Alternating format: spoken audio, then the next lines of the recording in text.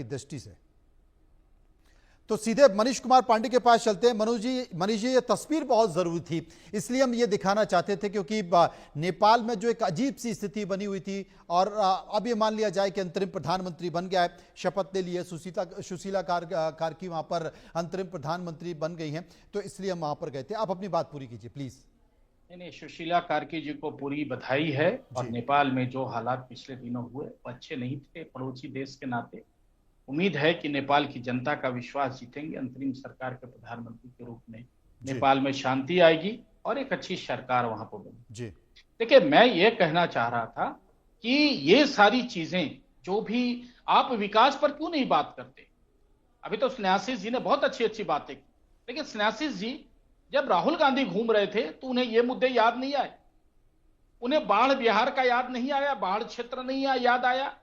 5 दिन मात्र अंतिम सदन चलना था बिहार का, विधानसभा सत्र चल रहा था। उस समय विपक्ष को क्या सरकार से ये सवाल नहीं पूछ रहे थे कि बाढ़ की कैसी तैयारी है, खेती का समय है, किसानों के लिए खाद बीज की सरकार की कैसी तैयारी है? लेकिन इनको पता है कि हम सवाल इसलिए नहीं पूछेंगे कि सरकार पहले से उसकी तैयारी की हुई है, इसलिए वो सवाल इनको सूट नहीं करता है। लेकिन सवाल क्या सूट करता? देखिए, मैं आपको बताता हूं। अब दरभंगा में गाली किससे दिलवाई गई? एक मुस्लिम युवक से। अभी देखिए, तारिक अनवर साहब लगातार जवाब दे रहे हैं। क्यों दे रहे हैं? एक नैरेटिव्स बनाया गया, एक साजिश रची गई कि ऐसा काम करो ताकि दंगे फसाद भड़के, बिहार में कुछ माहौल वातावरण ऐसा हो ताकि इनके नैरेटिव्स जो है वो इनको सूट करे। अब देखिए, ओवैसी जी के साथ इनका क्या रवैया हो रहा है। अब ओवैसी जी कह रहे हैं कि यहाँ पर मुस्लिम वोटों का बंटवारा नहीं होना चाहिए, हमको साथ में ले लो। ये लोग ओवैसी को साथ लेना नहीं चाहते। अब ओवैसी अलग से अपने उम्मीदवार खड़ा कर रहे हैं। तो ये जो तुष्टीकरण की राजनीति है, उसमें किस प्रकार से ये लोग, अब पिछली बार भी तारिक अनवर का ही बयान आया था और इस बार भी तारिक अनवर का ही बयान आया उसके सारे ऊपर पर। अब इनको कौन सा नैरेटिव सूट करता है? प्रधानमंत्री जी की मां के को इस्तेमाल करके ये अब आप कांग्रेस का एक्स हैंडल उठाकर आप देख लीजिए, नेशनल हैंडल उठा के देख लीजिए, उसमें 100 पोस्ट आपको मिलेंगे तो प्रधानमंत्री जी को गद्दी चोर की गालियों के साथ, गंदे गंदे अपशब्दों के साथ वो भरा पड़ा है। अब जब उनसे भी इनका मन नहीं भरता तो प्रधानमंत्री जी की मां पर चली जाती हैं। अब आप देखिए, एक समय था, G20 का समय था, मुझे याद आता है, जब भारत शब्द का इस्तेमाल किया गया तो इनका कलेजा कैसे दर्द छलक पड़ा पूरे देश में, ये कैसे बिलबिलाने लगे।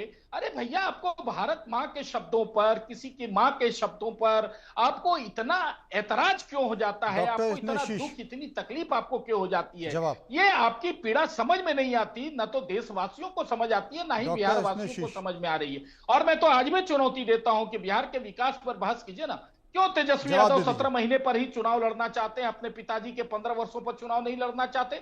अपने पिताजी माताजी के 15 वर्षों की उपलब्धियों पर चुनाव नहीं लड़ना चाहते? नीतीश कुमार के नेतृत्व में जो 17 महीना वो उप मुख्यमंत्री रहे, उसी को मुद्दा बनाकर चुनाव लड़ना चाहते हैं। मान करने वाला व्यक्ति हूं, इसलिए पूरा समय दे रहा हूं अपने बड़े भाई का आदर के साथ। लेकिन इन तमाम चीजों के बीच में उन्होंने कहा कि बिहार के विकास के मुद्दे पे चुनाव होना चाहिए। मैं भी तो यही कह रहा था कब से, बिहार के विकास के मुद्दे पे ही चुनाव होना चाहिए। लेकिन आज बिहार क्राइम, करप्शन और कमीशन से पूरी तरीके से त्रस्त है। इस पे सरकार मौन साध लेती है।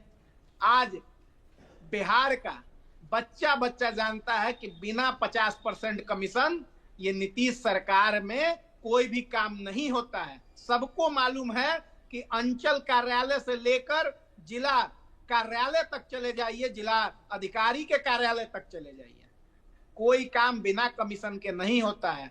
और जब यहाँ पे अपराधी पकड़े जाते हैं तो हम लोग यही कहते हैं कि लगता है कि कमीशन समय पे नहीं पहुंचाया होगा, या कोई भ्रष्ट अधिकारी जब राष्ट्रीय जांच एजेंसी और बिहार की जांच एजेंसियां उनको पकड़ती हैं तो हम लोग एकदम स्पष्ट कह देते हैं कि उसने समय पर कमीशन नहीं पहुंचाया, इसलिए उस पर कार्रवाई हो गई है। तो बिहार की वर्तमान स्थिति जो है वो यही है।